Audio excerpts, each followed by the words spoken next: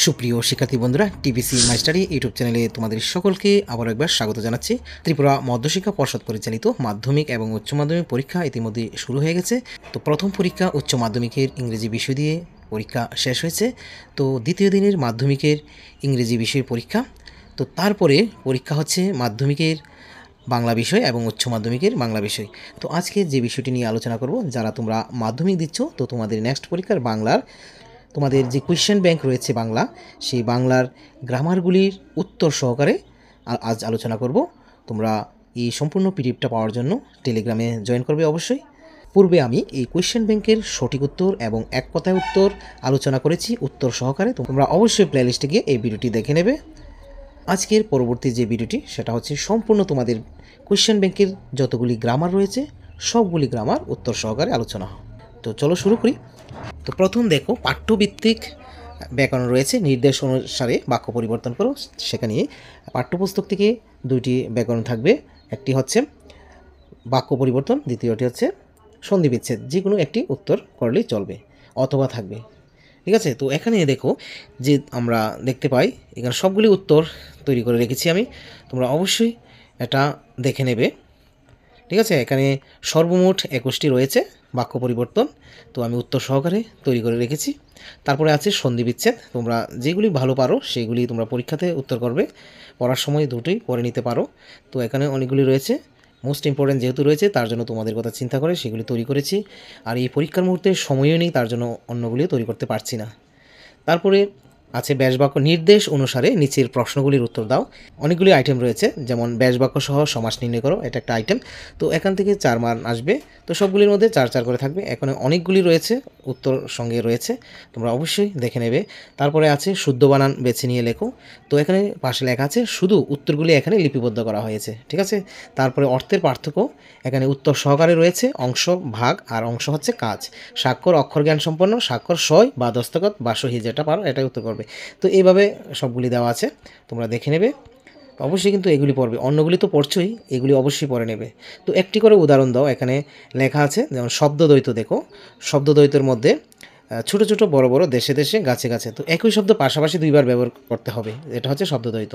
ঠিক আছে, যদিও সিলেবাসে নেই, তো এখানে আছে, তোমাদের একটু শিখে নেবে। তো কৃতপ্রত্যয়, তৎপুরুষ সমাস, সবগুলি এখানে রয়েছে। বেতিহার, বহুব্রী, যৌগিক বাক্য, ফার্সি শব্দ কয়েকটা দেওয়া আছে, পরীক্ষাতে একটি দিলেই হবে 1 নম্বর। মৌলিক শব্দ অনেকগুলি দেওয়া আছে, যে শব্দকে আমরা বিশ্লেষণ করতে পারি না সেগুলি হচ্ছে মৌলিক শব্দ। ঠিক আছে, তারপরে নিত্য সমাসের উদাহরণ, আমরা সমাসের উদাহরণগুলির মধ্যে শিখেছি। তারপরে তদ্ভব শব্দ, তো তোমরা শব্দভাণ্ডার যে 5 প্রকার এবং অতিরিক্ত একটি রয়েছে। ঠিক আছে, তো এগুলি পড়লে এখান থেকে কিন্তু উৎসগত শ্রেণী বিভাগ আসবে। তো স্বরচিত বাক্য প্রয়োগ তোমাদের পাঠ্যপুস্তকে রয়েছে সর্বমোট 60টি, তো তার মধ্যে 3টি 2023 চলে এসেছে। তো বাকিগুলির মধ্যে আমি পূর্বে আলোচনা করেছি মোস্ট 30 কোনগুলি ভালো করে শিখবে। তো এখানে 15টি রয়েছে তোমাদের কোয়েশ্চেন ব্যাংকে, তো আমি 30টি দিয়েছি, আবার এখানে 15টি আছে। তো এগুলির মধ্যে তোমরা অবশ্যই পেয়ে যাবে কিন্তু। তো একটা মনে রাখবে, এখানে দেখো উদাহরণস্বরূপ আকাশ কুসুম ব্র্যাকেটে অলিক কল্পনা বা অবাস্তব, এটার জন্য তোমরা আধা নম্বর পাবে। আর বাক্য রচনাটা যখন তৈরি করবে তখন তার জন্য আধা নম্বর, এইভাবে আধা আধা 1 পাবে। ঠিক আছে, শুধু পরীক্ষাতে যদি পারো না, শুধু বাক্য রচনা তৈরি করে দিয়েছো, তো পাবে আধা, আর ব্র্যাকেটেরটা লিখলে আধা। তো ব্র্যাকেটেরটা যদি জানা থাকে তাহলে কিন্তু বাক্য রচনা তৈরি করতে একদম সোজা। দেখো, এখানে পড়াশোনা না করেই মাধ্যমিকে প্রথম হবে ভাবছো, এখানে এমন আকাশ কুসুম কল্পনা না করাই ভালো। তো আকাশ কুসুম এই শব্দটা থাকতে হবে বাক্য রচনার মধ্যে। তারপরে খয়ের কা, এখানে ব্র্যাকেটেটা লেখা আছে তোষামোদকারী, তো তোমরা এগুলি দেখে নেবে, নোট বই আছে। তো একাদশে বৃহস্পতি সুসময়, এইভাবে লেখা আছে। হরিহর আত্মা, এটা কিন্তু সিলেবাসে অন্তর্ভুক্ত যে 60টি রয়েছে পাঠ্যপুস্তকের শেষে, তার মধ্যে হরিহর আত্মাটা এটা নেই, সিলেবাস বহির্ভূত, তবু এখানে কোয়েশ্চেন ব্যাংকে রয়েছে, তার জন্য আমি তৈরি করে দিয়েছি। তারপর তীর্থের কাক, এই করে সবগুলির ব্র্যাকেটের লেখা আছে। ব্র্যাকেটেরটি যদি ভালো করে জানা থাকে তাহলে তোমরা বাক্য রচনা তৈরি করতে একদম তোমাদের কাছে সহজ হবে। তারপরে নিচে শব্দগুলির উৎস শ্রেণী নির্ণয় করো। দেখো, এখানে দিবস, তৎসম শব্দ, ওই যে বললাম শব্দ ভাণ্ডার তোমরা শিখবে, যে শব্দ ভাণ্ডারগুলি যদি শিখো তাহলে এগুলি অবশ্যই তোমরা পারবে। ঠিক আছে, তো মোস্ট কয়েকটা যদি পরীক্ষার মুহূর্তে তোমরা মুখস্থ করে নিতে পারো।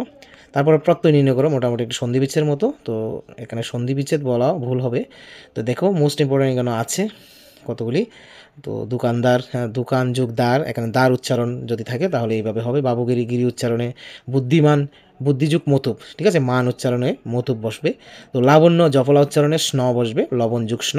ফেরিওয়ালা ওয়ালা উচ্চারণে তো ওয়ালা হবে এখানে। বিবিয়ানা, ঠিক আছে, বিবি যুগ আনা, আনা উচ্চারণে।